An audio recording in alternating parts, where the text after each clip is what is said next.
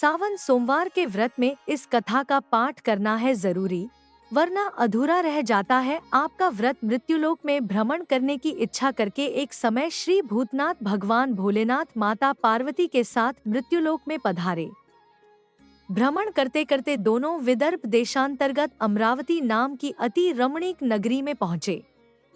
अमरावती नगरी स्वर्ग के सदृश सभी प्रकार के सुखों से परिपूर्ण थी। उसमें वहां के महाराज द्वारा बनवाया हुआ अति रमणीक शिवजी का मंदिर भी था। भगवान शंकर भगवती पार्वती के साथ इस मंदिर में निवास करने लगे। एक समय माता पार्वती जी भगवान भोलेनाथ को प्रसन्न देखकर बोली, हे महाराज, आज तो हम दोनों चौसर खेलेंगे। शिवजी ने प्राण प्रिया की बात को मान लिया और चौसर खेलने लगे। उसी समय मंदिर का पुजारी ब्राह्मण मंदिर में पूजा करने आया। माता पार्वती ने पुजारी से प्रश्न किया, पुजारी जी बताओ, इस बाजी में हम दोनों में से किसी जीत होगी? ब्राह्मण बिना विचारे जल्दी से बोल उठा कि महादेव जी की जीत होगी। थोड़ी देर में बाजी समाप्त हो गई और पार्वती जी जीत हुई। पार्वती जी को बहुत गुस्सा आया और ब्राह्मण को झूठ बोलने के अपराध के कारण श्राप देने चली। भोलेनाथ ने पार्वती को बहुत समझाया, लेकिन उन्होंने ब्राह्मण को कोढ़ी होने का शाप दे दिया। कुछ समय बाद पार्वती जी के श्रापवश पुजारी के शरीर में कोढ़ पैदा हो गया। वह बहुत अधिक दुखी रहने लगा। पुजारी को कष्ट भोगते हुए जब बहुत दिन गुजर गए, तब एक दिन देवलोक की अप्सराएं शिवजी की पूजा करने के लिए उस मंदिर में पधारी। पुजारी के कोढ़ के कष्ट को देखकर उन्हें बड़ी दया आई। उन्होंने उससे रोगी होने का कारण पूछा। पुजारी ने निसंकोच सारी बातें बता दी। वे अप्सराएं बोली, हे पुजारी, अब तुम अधिक दुखी मत होना। सावन सोमवार का व्रत भक्तिभाव से करो। पुजारी ने अप्सराओं से व्रत की विधि पूछी। अप्सराओं ने बताया, सोमवार को भक्ति भाव से व्रत करो। साफ वस्त्र पहनो। संध्या व उपासना के बाद आधा सेर गेहूं का आटा लो और उसके 3 भाग कर लो। घी, गुड़, दीप, नैवेद्य, पूंगी फल, बेलपत्र, जनेऊ जोड़ा, चंदन, अक्षत पुष्पादि से प्रदोष काल में भगवान शिव की पूजा करो। उसके बाद 3 भागों में से 1 भाग शिवजी को अर्पण करो। बाकी 2 शिवजी का प्रसाद समझकर उपस्थित लोगों में बांट दो और आप भी प्रसाद समझकर खाओ। इस विधि से 16 सोमवार व्रत रखो। 17वें सोमवार को 5 सेर पवित्र गेहूं के आटे की बाटी बनाओ। उसमें घी और गुड़ मिलाकर चूरमा बनाओ। भगवान भोलेनाथ को भोग लगाकर उपस्थित भक्तों में बांट दो। इसके बाद कुटुंब सहित प्रसाद लो तो शिवजी की कृपा से उसकी सभी मनोकामनाएं पूरी हो जाती हैं। ऐसा कहकर अप्सराएं स्वर्ग को चली गईं। ब्राह्मण ने यथाविधि षोडश सोमवार व्रत किया तथा भगवान शिव की कृपा से रोग से मुक्ति पाकर आनंद से रहने लगा। कुछ दिन बाद शिवजी और पार्वती जी उस मंदिर में पुनः पधारे। ब्राह्मण को निरोग देखकर पार्वती जी ने ब्राह्मण से रोग से मुक्त होने का उपाय पूछा। ब्राह्मण ने 16 सोमवार व्रत कथा सुनाई। पार्वती जी बहुत प्रसन्न हुई। ब्राह्मण से व्रत विधि पूछकर स्वयं भी व्रत करने के लिए तैयार हो गई। व्रत करने के बाद उनकी मनोकामना पूरी हुई और उनके रूठे बेटे स्वामी कार्तिकेय स्वयं माता के आज्ञाकारी हुए। कार्तिकेय जी को अपना यह विचार परिवर्तन का रहस्य जानने की इच्छा हुई। वे माता से बोले, हे माता, आपने ऐसा कौन सा उपाय किया जिससे मेरा मन आपकी ओर आकर्षित हो गया? पार्वती जी ने वही षोडश सोमवार व्रत कथा की कथा उनको सुना दी। कार्तिकेय जी कहा, इस व्रत को मैं भी करूंगा, क्योंकि मेरा प्रिय मित्र ब्राह्मण बहुत दुखी दिल से परदेश गया है। मेरी इसमें मिलने की बहुत इच्छा है। कार्तिकेय जी ने भी इस व्रत को किया और उनका प्यारा मित्र मिल गया। मित्र ने इस आकस्मिक मिलन का भेद पूछा तो कार्तिकेय जी बोले, हे मित्र, हमने तुम्हारे मिलने की इच्छा करके 16 सोमवार का व्रत किया था। अब तो ब्राह्मण मित्र को अपने विवाह की बड़ी चिंता हुई। उसने कार्तिकेय जी से व्रत की विधि पूछी और यथाविधि व्रत किया। व्रत के प्रभाव से जब वह किसी कार्य से विदेश गया तो वहां के राजा की लड़की का स्वयंवर था।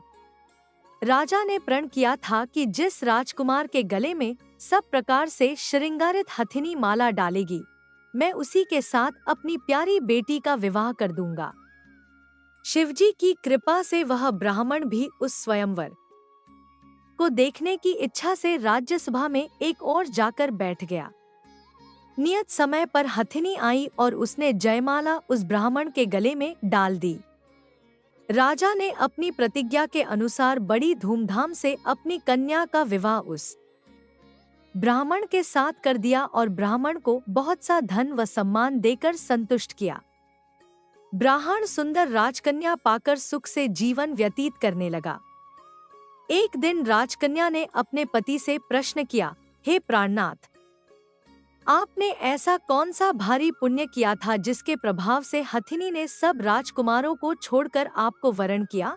ब्राह्मण बोला, हे प्राणप्रिय, मैंने अपने मित्र कार्तिकेय जी के कथनानुसार 16 सोमवार का व्रत किया था, जिसके प्रभाव से मुझे तुम जैसी रूपवान पत्नी की प्राप्ति हुई है। इस व्रत की महिमा सुनकर राजकन्या को बड़ी हैरत हुई। वह भी पुत्र की कामना करके इस व्रत को करने लगी। शिवजी की दया से उसके गर्भ से एक अति सुंदर, सुशील, धर्मात्मा और विद्वान पुत्र उत्पन्न हुआ। माता और पिता उस देवपुत्र को पाकर अधिक प्रसन्न हुए और उसका लालन पालन अच्छी प्रकार से करने लगे। जब पुत्र समझदार हुआ तो एक दिन उसने अपनी माता से प्रश्न किया कि, हे माँ, तुमने कौन सा व्रत और तप किया है जो मेरे जैसा पुत्र तुम्हारे गर्भ से उत्पन्न हुआ? उसकी माता ने 16 सोमवार की व्रत कथा पुत्र को बताई। पुत्र ने सब तरह के मनोरथ पूरे करने वाले इस सरल व्रत को सुना तो वह भी राज्याधिकार पाने की इच्छा से हर सोमवार को यथाविधि यह व्रत करने लगा। व्रत शुरू करने के बाद एक देश के वृद्ध राजा के दूतों ने आकर उसको राजकन्या के लिए वरण किया। राजा ने अपनी बेटी का विवाह ऐसे सर्वगुण संपन्न ब्राह्मण युवक के साथ करके बड़ा सुख प्राप्त किया।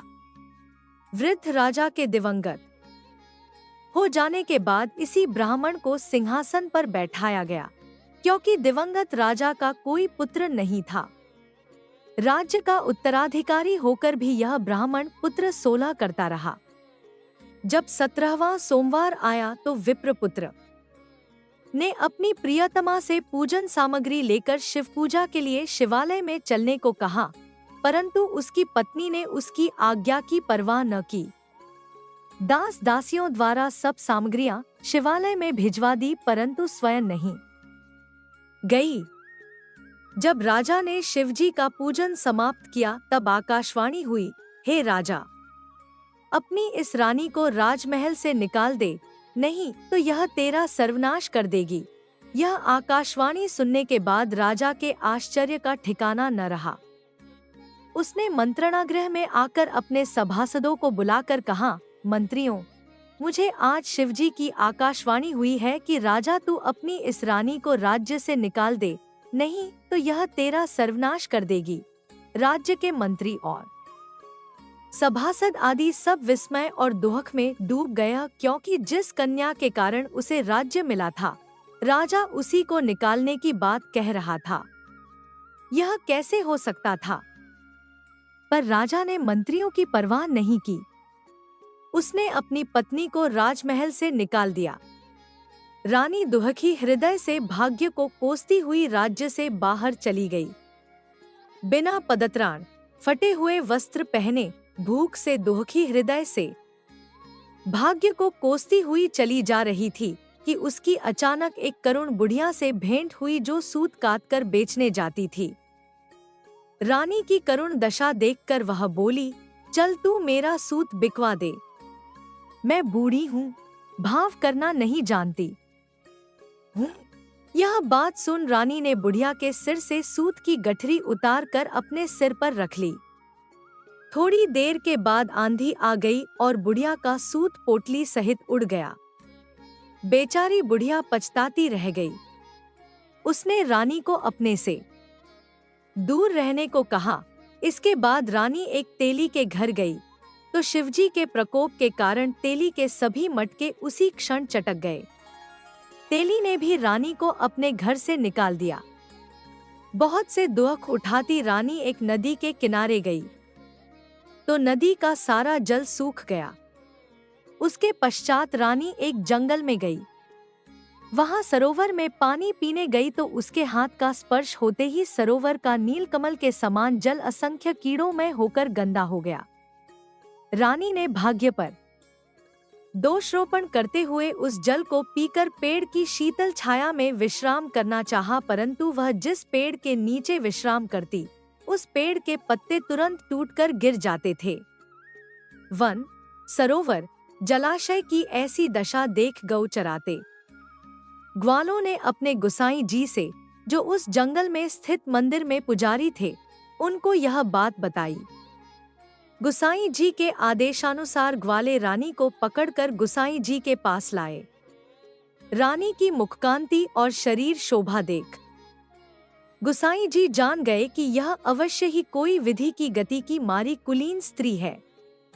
पुजारी रानी से कहा, पुत्री, मैं तुमको अपनी पुत्री के समान रखूंगा। तुम मेरे आश्रम में आकर रहो। मैं तुम्हें किसी प्रकार का दुख नहीं होने दूंगा। गुसाई जी के वचन सुनकर रानी को धीरज हुआ। वह आश्रम में रहने लगी। रानी जो भोजन बनाती उसमें कीड़े पड़ जाते, जल भर कर लाती उसमें भी कीड़े पड़ जाते।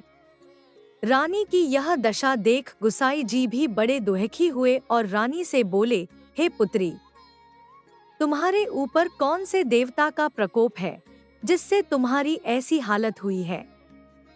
पुजारी जी की बात सुनकर रानी ने शिवजी महाराज के पूजन का बहिष्कार की बात बताई तो पुजारी जी शिवजी महाराज की अनेक प्रकार से स्तुति करते हुए रानी से बोले कि पुत्री, सब मनोरथ पूरे करने वाले 16 सोमवार व्रत को करो, उसके प्रभाव से इस कष्ट से मुक्त हो सकोगी। गुसाई जी की बात मानकर रानी ने 16 सोमवार व्रत किए।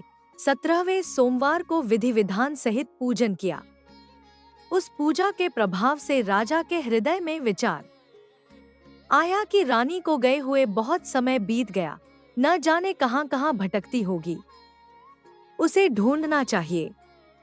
यह सोचकर रानी को तलाश करने के लिए राजा ने चारों दिशाओं में दूत भेजे। वे दूत रानी को तलाश करते हुए गुसाई जी के आश्रम में पहुंचे।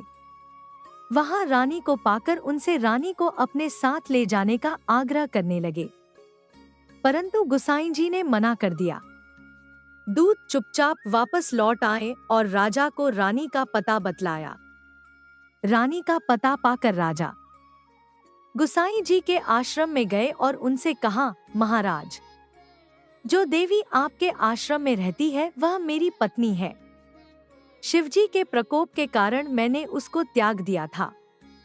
अब मैं भोलेनाथ की कृपा से उसे लेने आया हूँ। कृपया मुझे अपनी पत्नी को साथ ले जाने की आज्ञा दें। यह सुनकर गुसाई जी बड़े प्रसन्न हुए।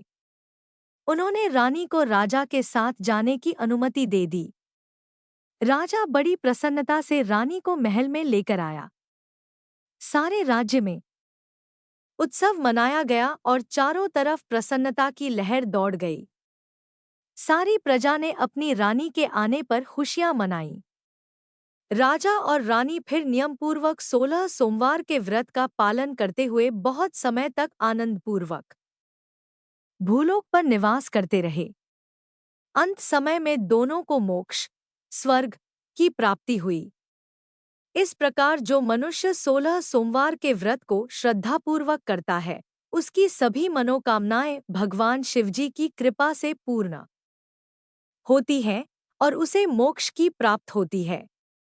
मैं आशा करता हूँ कि आपको यह कथा पसंद आई होगी और यदि इस मेरे चैनल देसी सुविचार पर नए हो तो चैनल को सब्सक्राइब और वीडियो को लाइक और शेयर ज़रूर करें। साथ ही कमेंट बॉक्स में जय जय श्री भोलेनाथ लिखना ना भूलें। धन्यवाद।